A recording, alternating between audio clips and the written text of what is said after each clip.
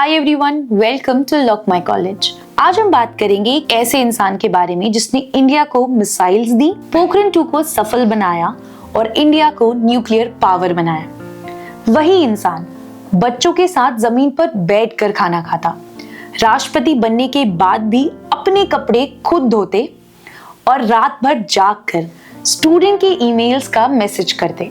Scientist, राष्ट्रपति, missile man, visionary, लेकिन इन सबसे पहले वो एक सिंपल इंसान थे। ये कहानी है हम सबके favourite doctor APJ Abdul Kalam की। उन्होंने ये साबित किया है कि सक्सेस आपको बड़ा बनाती है, लेकिन कैरेक्टर आपको महान बनाता है, जिससे आपके जाने के बाद भी लोग आपको हमेशा याद करते हैं।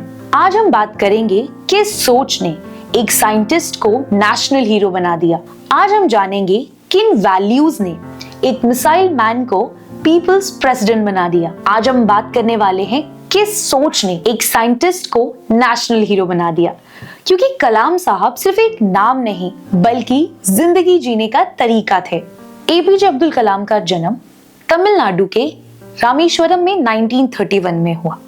उनके पिताजी नाव चलाते थे और माताजी हाउसवाइफ थी। बहुत गरीबी देखी थी उन्होंने बचपन से ही, इसीलिए वो इतने मेहनती थे। सुबह 4 बजे उठते, कुरान पढ़ते, अखबार बांटते और स्कूल जाते। ये उनका डेली का रूटीन था। उनकी सोच थी कि मैं गरीब हूँ, इसीलिए उन्हें ज्यादा मेहनत करने की जरूरत है। उन्होंने कभी अपने हालातों को अपना एक्सक्यूज नहीं बनाया कि वो सक्सेस नहीं हासिल कर सकते हैं या फिर कुछ नहीं कर सकते हैं। और यही सोच उन्हें मद्रास इंस्टीट्यूट ऑफ टेक्नोलॉजी तक ले गई, यही सोच उन्हें इसरो तक ले गई और यही सोच उन्हें डीआरडीओ तक ले गई। कलाम साहब की लाइफ में बहुत सारे स्ट्रगल्स रहे, लेकिन उन्होंने कभी बहाने नहीं बनाए। कलाम साहब की लाइफ का सबसे बड़ा पिलर था सिंपलिसिटी। वो साइंटिस्ट बने, राष्ट्रपति बने, लेकिन हमेशा एक सिंपल लाइफ जी। उनकी लाइफ का दूसरा सबसे बड़ा पिलर था हार्ड वर्क एंड डिसिप्लिन। वो रोज दिन में 18-18 घंटे काम करते, डेली देर तक जागकर स्टूडेंट की ईमेल्स का रिप्लाई करते। अग्नि लॉन्च मिसाइल जब फेल हो गया था, लोगों ने, मीडिया ने काफी सवाल उठाए, लेकिन उन्होंने ये कहा कि फेलियर एक इवेंट है, मेरी आइडेंटिटी नहीं।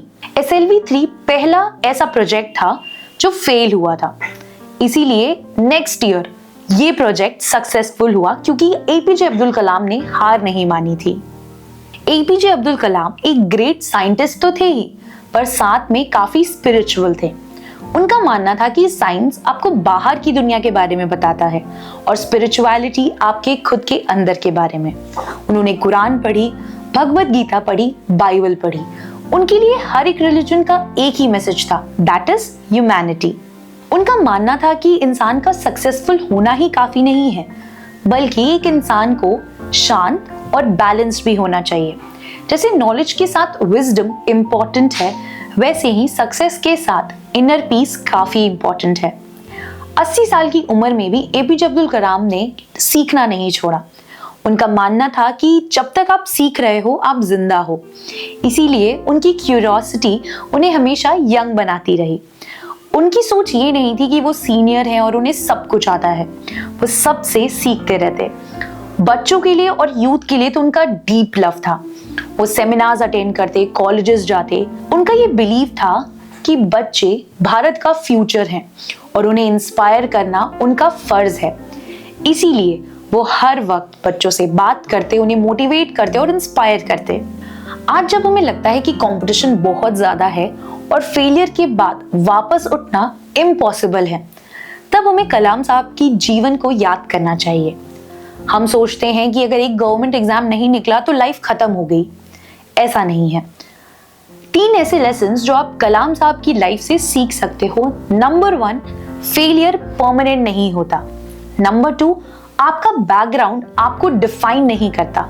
एंड नंबर 3, सिंप्लिसिटी आपकी वीकनेस नहीं है, बल्कि आपकी स्ट्रेंथ होनी चाहिए। डॉक्टर एपीजे अब्दुल कलाम हम जैसे एक आम इंसान थे, लेकिन उनकी सोच असाधारण थी। इसीलिए आप अपनी सोच को बदलो, आपकी डेस्टिनी खुद बदल जाएगी और इसके लिए हार्ड वर्क करते रहो। कलाम साहब का कहना था कि सपने वो नहीं होते जो आप सोते वक्त देखते हो, बल्कि सपने वो होते हैं जो आपको सोने नहीं देते। इसीलिए ड्रीम वर्क एंड अचीव। ये था डॉक्टर एपीजे अब्दुल कलाम का आपके लिए मैसेज।